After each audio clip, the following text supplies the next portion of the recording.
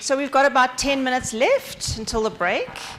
And I'd like to use this time, well, all of us would like to use this time to get some feedback on how that went, getting together with your learning buddies and sharing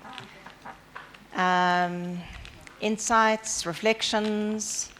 And the main thing we'd like to get back and get some feedback from you, is this something that you would like to recommend for the next cohort, if you think it's a good idea, of what worked, what didn't work, any changes? We'd love that feedback too. So anybody like to share that experience that you had now with your learning buddies or buddy? Anything that stood out that really made an impact on you? Yes, Joyce.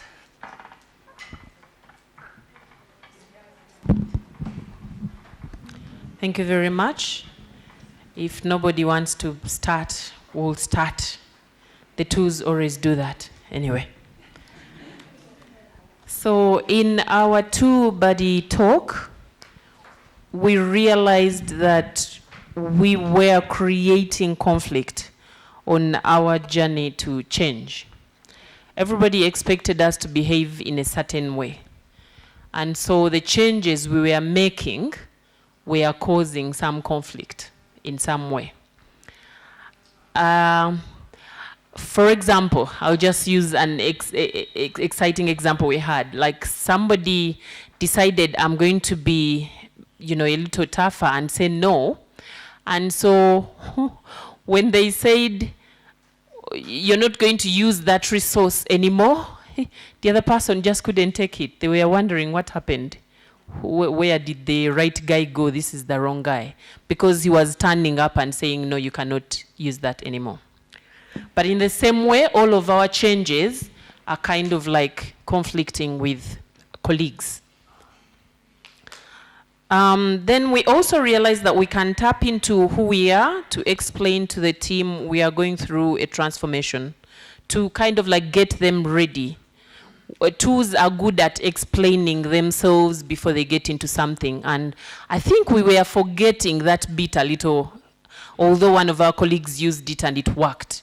So to bring people on board to be part of the decision to make the change. So it doesn't feel like it's the individual who is making the change, it's actually all of us. So they tapped into that strength.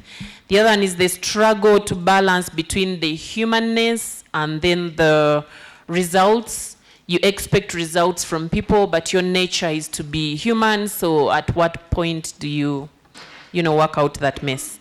Then we ended up agreeing that somehow the transformation should be reflected in our practices when we go back, after we leave this room. Sometimes it feels like we listen to all these and we are ready to go, and then we go back to that room number 1, remember, in the last talk? So we say we are going to make that change as a team, but then we get back to that room. So how do we keep going so the transformation is reflected out there? And we agreed we'll continue with our buddies group. It's quite important. There are things I was able to understand from their explanations when I couldn't even understand them from my bigger team. But they were talking from me. It was like me talking to myself, so I could understand certain things which are happening in my organization from their explanation. So it's important. Thank you. Yeah, so what I'm hearing you saying, there's a lot of navigation around the change that you're experiencing, and how do you incorporate that into the organization where it comes up with people resisting it? And how do you manage that? And how do you manage the humanness with being decisive and managing as well? And that came up with Peter's presentation, that ability to be empathetic, but at the same time be decisive. So thanks for that. Those are really good insights. And it's interesting what you said, that you were able to see yourself in the other twos and see it in a different way that you never thought before. So great, thank you. Anybody else like to? Thank you. Yeah, I'm from the team of threes, and before here we've actually had met for like 3 times online. Mm-hmm. So we are just harmonizing and trying to share experiences from our last meet. One thing that came out that was cutting across was the burnout of most of the threes. And the reason as to why is because they have tended to do extra than what they are supposed to do. Because you realize that in trying to balance empathy and humanity, then you tend, to avoid conflict. And in avoiding conflicts at threes, normally all my colleagues were sharing, when it gets time for results, then they would just go back and say, hey, because you are avoiding conflict, you are like, can I do it for you? Can I do it? Can I do it? Can I finish this? And then you end up actually, doing almost all the work. Mm-hmm. So we realized that we need to talk to the EDs, especially to ensure that they put people in roles or fit people in places for purposes of results, and try to see who fits here, who fits where, to ensure that empathy and balancing empathy and humanity has not affected results. Yes. Yeah, thanks. So once again, very similar to what Joyce was saying, is how do you balance that empathy with results?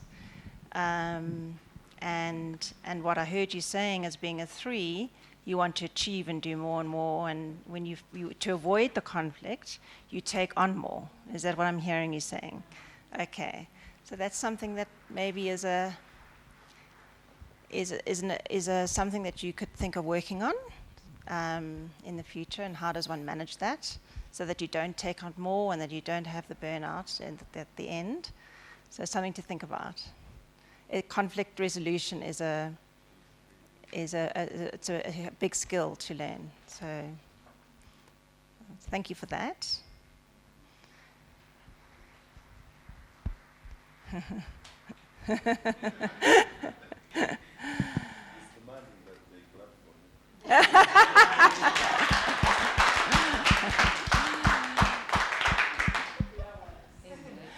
Right. Yes, Jane.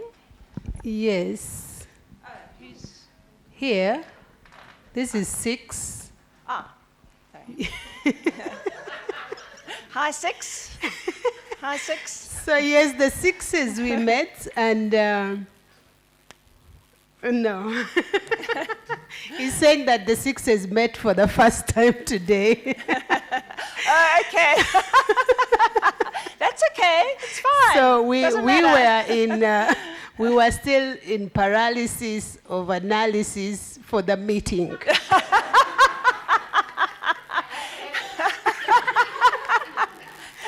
So Because there were too many boxes to tick before Yes. you could.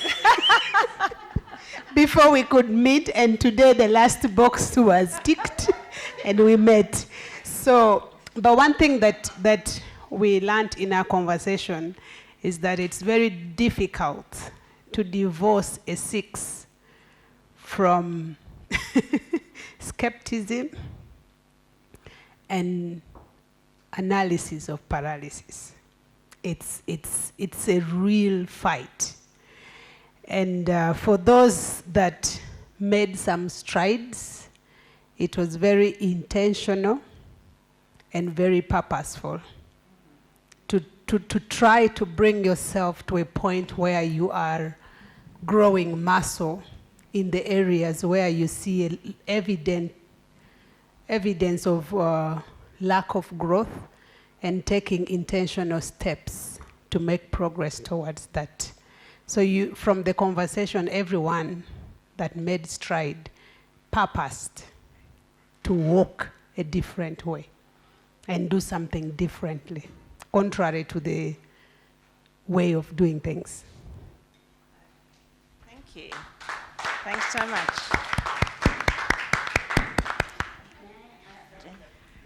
Yes. Do you want to add, Joyce? I want to ask her something. Was it useful for sixes to meet or not useful? This has nothing to do with whether you met or didn't meet. One of the things we want, because this is the first time we group you as personality types. So maybe you can say whether that is a useful way or not. So you didn't choose. The cohort 1 chose who they wanted to meet with. Cohort 2, we were trying to see whether the personality type thing is better than just letting everybody do. So if maybe when you talk about your experience, you can help us understand, because we are trying to figure out, should we use it again, or did the 3s just die alone? You know, because the 3's response is typical. That is what 3s do, because the thing must be done. Then they just take all the work and die on that hill, no matter what happens, and at least as long as you tick, it was done and it was done well. And then they end up being finished in the organization. So please comment, or at least let us know from collective, so that we don't do this again. Is it something that you think works well, being grouped in together, learning buddies by your type? Or would you prefer to choose or randomly be put with a learning buddy? Personality types. Yeah. Makes sense. Does it make sense, do you think? Okay. I think the personality type makes a lot of sense. Before coming here, I think we would have conversations on WhatsApp. I remember one, that is Sarah Beda. She's in Tanzania. I remember when I had a challenge and I was speaking to her, and she was able to give an immediate solution, like someone you feel connected to, someone who is, you're struggling and somebody has the same experience and is able to share a solution of how that is. Not only that, we've been seated out there, James, Sarah, and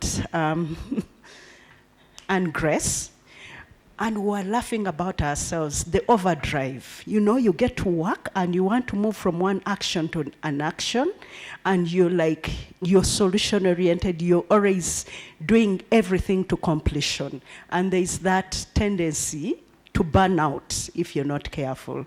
And I was speaking to them, what is it? They were sharing different experiences, how they've been pulling back. Like, you know, stepping on the pedal to slow down.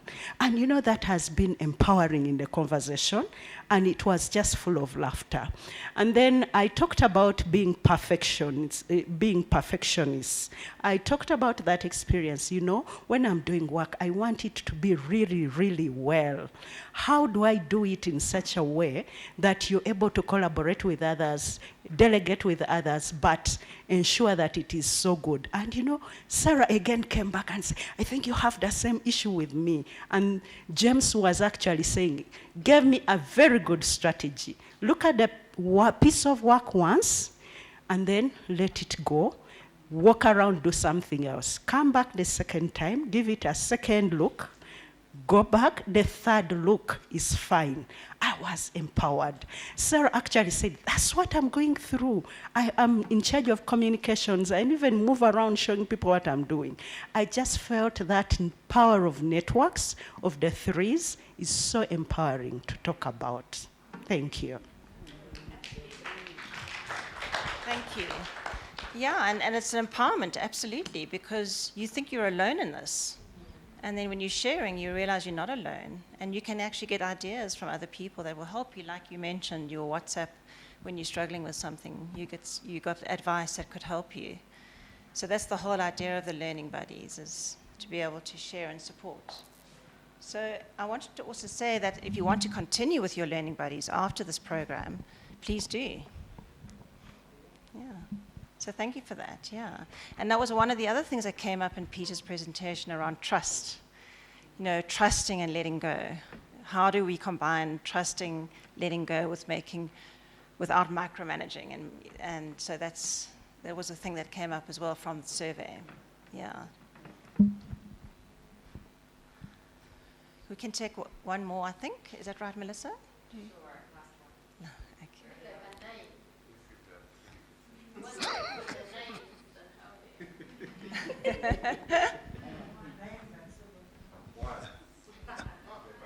Are you taking more from the threes? Oh, you've had your. Should we give it another chance to? Would you like? Yeah, let's give a 9. Thank you very much. Wow, so you guys are so interested in the 9s. Yeah, we are also. Yeah, so initially, I remember when we first met as 9s, we hardly had anything to say to each other, so we kept looking at ourselves. I'm so pleased to mention today that as we met, I think because of a certain level of trust, we were able to talk. But initially, really nothing could come out of us. Yeah, so we had quite a number of insights. First, we were sharing about some of the challenges we still face as 9s, but also some of the things that have worked out for us in terms of self-awareness, but also the team knowing about our personality. So we noted that there is deliberate effort from the team members to engage us to improve. Unlike before where you would sit in a meeting, maybe you have really something to say burning, but you don't, and no one is going to mind. I mean, life continues. The world is not going to wait for the 9s to speak. Yeah, so this time around we are engaged, and then a lot of empathy from the team. If there is a realization that this one will do, maybe they pair you with someone else for you to achieve a task. We also realize that we are a resource, so areas which need to be communicated in a soft and understanding way is delegated to us. My colleague mentioned that he was delegated to speak, to take that what can I call it? Because he's soft-spoken, and the other team member maybe didn't have that patience, he was delegated to go and take on that, to speak to the other people in a soft way so that they could understand and take the point home. Yeah, so also after our self-discovery, there is also deliberate effort for us to work on the blind spots, because we know that we are also not good at certain things. As much as we are peacemakers, we are running away from conflicts all the time, and so it's very difficult for us to be assertive and work, but we are also trying to see that we mingle with other types and get some skills, so that really we also outshine. Then in terms of complementing other teams, my colleague mentioned that the type 6 were the helpers. Type 2. Oh, so Jefferson, it's type 2, not type 6. So because they are helpers, they are very fast. And the 9s, we are critical thinkers, because we really think, and we make sure that we don't really conflict, and that people don't perceive us in a funny way. So because this 2 is very fast, the 9 is like, calm down. Let's first analyze it and then see how best it works. And so it really worked for us. It works for us there. Then we are also taking on leadership roles, unlike before. And my colleague mentioned that most of the times he's chairing meetings, and I think he does it very well. Now, the other challenge on that part is the meeting is chaired, everything is moving on well, he's giving chance to other people to, come up with ideas. Now, when it comes to decision making, That's an issue because we are always throwing back. We don't want conflicts. We don't want to be taken as if we are the ones that are that have made that decision, and then we are we are being, someone is reacting, and so yeah. So that is a challenge that we still want to work on, and I hope that we shall be supported, because at a certain point when we were discussing, we were like, but what do we do? Because when you try to come out and maybe say something, and maybe you're trying to be assertive, people get annoyed of us very fast. Yet other types who are very assertive, and people don't even get annoyed about them. But for us, why? And then we are wondering, what do we do? For us, should we keep quiet and not say anything at all? But we also want to grow and be able to move as fast as other groups. Yeah, so it's great that we had a good time speaking as nines, and actually he was mentioning that, do you know that nines cannot complement each other, that nines cannot be friends and things move? Because then I told him that no, it is from the point of trust. A 9 can blend well with a 6 or an 8 as long as there is trust. Because I was telling him that I have friends who are 9s who are also quiet at their different circles at work. But when we meet, we are making noise and we are shouting, and the legs are up, the hands. And then if someone here phoned us, like, is Irene a 9 really? So it is from that point of trust. Thank you very much. Thanks so much. It was so wonderful, and you gave such a good insight into nines. Thank you. Yeah, and also the fact that you recognize what the challenges are that you need to work on. Thank you. So I think we have one last one. Is that okay, Melissa? No. Fatima, you wanted to say? Contribution. So when we come back at 4, we're doing more reflections and feedback. Okay. So you can incorporate it into that time frame, because we only have about 15 minutes now for a break. Okay. And that's going to be the last long session. All right. All right, so we're going to have a tea break now. We'll come back at 4. And then I think Peter and Joyce are going to be doing a reflections and feedback about program as a whole. And that'll be from 4 till 5. And that'll be the close of the day at 5. And then we'll check in with you at 5. All right. Is there anything else you want to add, Joyce? I can do it. Oh, I think we can either get Purity. Do you want me to ask?